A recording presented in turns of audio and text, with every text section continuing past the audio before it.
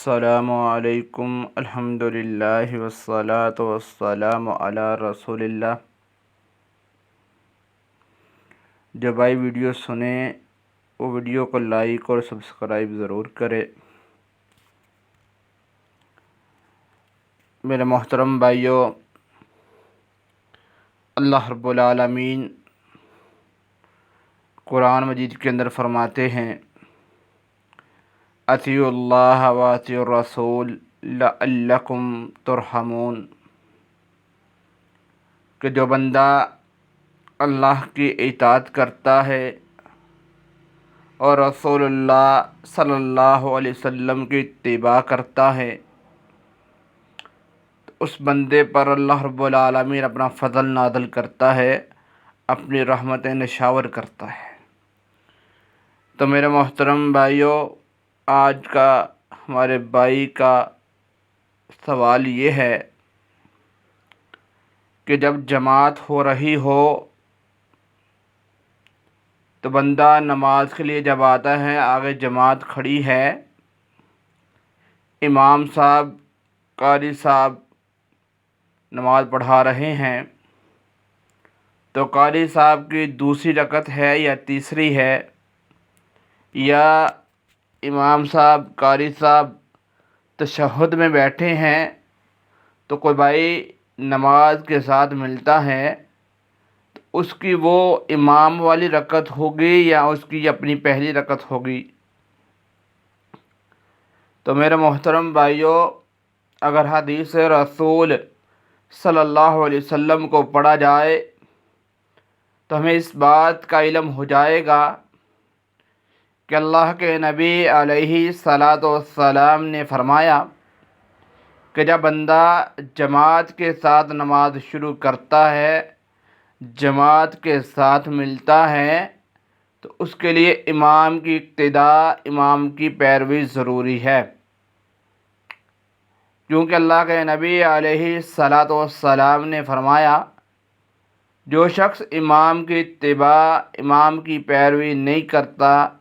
امام کے پیچھے پیچھے نہیں چلتا، امام سے پہل کرتا ہے یا اپنی مرضی سے نماز پڑھتا ہے جماعت کے ساتھ، تو فرمایا جو امام سے پہل کرتا ہے اس کا سر اللہ تعالیٰ کہیں گدھے کا یا کتے جیسا نہ بنا دے۔ تو میرے محترم بھائیو، اس حدیث سے بات ملتی ہے کہ امام کے پیچھے پیچھے چلنا چاہیے، یعنی کہ امام کی اقتداء کرنی چاہیے، جیسے امام کر رہا ہو ویسے ہی ہمیں کرنا چاہیے۔ یعنی کہ اگر ہم نماز کے لیے آتے ہیں، فرض نماز کھڑی ہے، کوئی بھائی دوسری یا تیسری رکعت میں ملتا ہے یا تشہد کے اندر ملتا ہے، تو میرے محترم بھائیوں، آنے والے بھائی کی وہ پہلی رکعت ہوگی اور جماعت کی وہ دوسری یا تیسری رکعت ہوگی۔ اب سوال یہ ہوتا ہے کہ اگر بندہ دوسری یا تیسری رکعت میں ملتا ہے